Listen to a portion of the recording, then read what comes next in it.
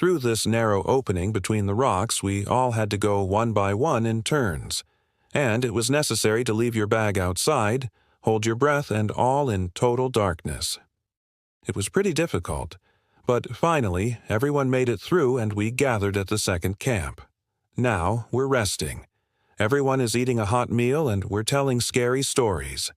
The rest of the day we spent fixing ropes and preparing for the next day. We are located at a depth of 400 meters, but tomorrow we are going deeper. At the third camp, there was a ritual that those who descended must pass before entering the following sections. So we wrote messages to our loved ones and tied them to the ropes in case something happened to us. There were also other messages left by previous expeditions. I also read them. What do you think? At such a depth, you start thinking differently, especially when there is no light.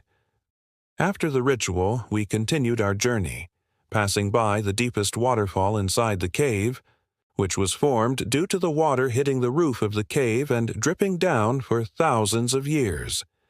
And I thought that the biggest challenge had already been behind us. But no, what lay ahead was a real hell. This section is called a siphon. It is a void filled with water in which you have to dive head first and hold your breath. But before that, I had to undress and remove everything that would interfere with me. I took off my helmet and jacket and pushed them into the siphon. Then I did the same with my backpack. My hands were tied behind my back. In this state, I had to slither 20 meters along the rope to the very end of the siphon. Before diving, I had to take off my shoes, too. Then came the most important thing. I had to close my eyes tightly and jump forward without knowing what exactly was ahead. I was ready. The first 10 meters went well.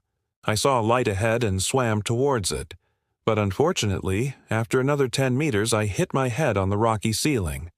As soon as I opened my eyes, I realized that I was in the wrong place. I immediately closed my eyes again and tried to swim back. I felt the rope with my hand and grabbed onto it. Then I started crawling back. Then suddenly I felt something soft. I touched the ground with my feet and opened my eyes. I was lying on the ground in some kind of pit. I didn't know how deep it was, but the sound of dripping water could be heard nearby. I realized I had found the deepest point in the cave known to humans. Its coordinates were exactly as stated in the reports of past expeditions. But what lay deeper still remained a mystery. So I had to get out of this pit and get to the main channel of the cave. It turned out to be quite difficult, but thanks to the rope, I managed to pull myself out. But that wasn't the end of it. I needed to get back to the place where I jumped into the siphon and find the correct entrance to the underwater tunnel. I found it and prepared to dive again. But before I did, I saw something incredible. It was an underwater cave filled with strange formations that looked like stalactites. They had been formed as a result of flowing water pushing calcium carbonate upward. Finally, I was able to resurface. From the surface, the cave looked like a vast underground lake, but it was only seemingly calm. In fact, it was teeming with life. Thousands of bats live here. I had never seen so many of them anywhere else. I could hear them squeaking and flying above me. I had to wait a few minutes for them to settle down a little. When the noise finally subsided, I continued my journey. And finally, I found a ladder that led me up to the fourth camp. There, I met the other group, which had been waiting for me for a whole week. We said hello to each other, and I learned that they had discovered a new section of the cave, which hadn't been seen by humans before. But this was only the beginning of our journey. We had to go even deeper and further. We moved from camp to camp and did various tests. One of the tests was taking pictures of all of us with the panoramic camera. These photos helped us determine the exact depth and length of the cave. Some sections of the cave were simply mesmerizing. I'll show you some of them. But you won't believe me, how deep we can go when we reach the bottom of the earth. It's worth noting that although the expedition was entirely documented by the film crew, not all moments ended up in the final version. For example, there was an incident with one of our drones. We sent it into a narrow tunnel to capture a bat colony, but it disappeared somewhere in the darkness. Oh, And also that very dangerous passage that I told you about earlier. This is the steepest climb in the entire cave. Even though the path itself isn't too long, it feels endless. At some point, we decided to test ourselves and see how long it would take us to reach the fifth camp. We began our journey on foot, but it turned out to be much slower than expected. So we took off our backpacks and descended faster. But even then, it took us 3 hours to cover the distance that usually took us 1.5 hours. It seems like the most ordinary things become extraordinary in this place. You might think that since we've been in the cave for several days, everything should be boring. But no, that's not the case. Here, every meter you go is like a new discovery. I'll tell you what we found, but I won't reveal the names of the animals. You'll have to watch the full video for that. In addition to the creatures, we also encountered other difficulties. For example, at a depth of 1,100 meters, we encountered a siphon, or rather a river. It was impossible to hold your breath and go through it, and there was no way to crawl because of the current. Therefore, I had to release the rope and swim downstream. I don't want to scare you, but I remember seeing a snake in the water. Fortunately, it didn't touch me, but imagine if it did. I wouldn't have been able to call for help since there was no one around. When I reached the end of the siphon, I saw the others waiting for me. They had already fixed the ropes there.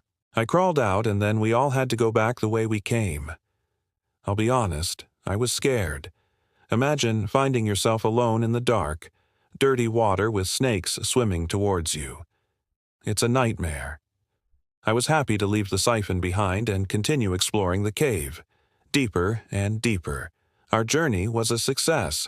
We descended as deep as we could and were able to explore sections previously unknown to science. We conducted experiments, photographed, and filmed.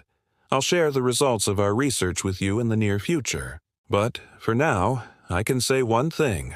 There are unique animals living here, completely adapted to life in the dark. They're similar to creatures that have been studied by scientists in laboratories for decades. It's incredible, but true.